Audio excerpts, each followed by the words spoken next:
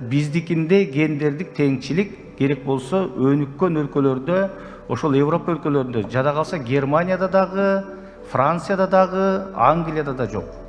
Мына бизде парламентте аялдарга ар бир 3-чү орунду квота кылып берип атабыз. Ал бир да өлкөдө жок. Бизге гендерди үйрөткөн мамлекеттердин биринде да жок. Мына ошонун негизинде бүгүнкү күндө 90 депутаттын 20сы аял затынан.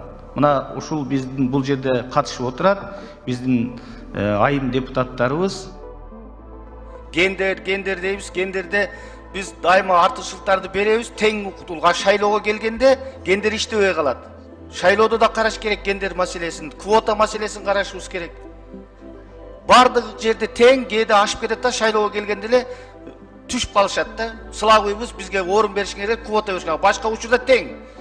Эркектерден укук талашат, эркектерден орун талашат. Ушул нерсени караш керек, туура.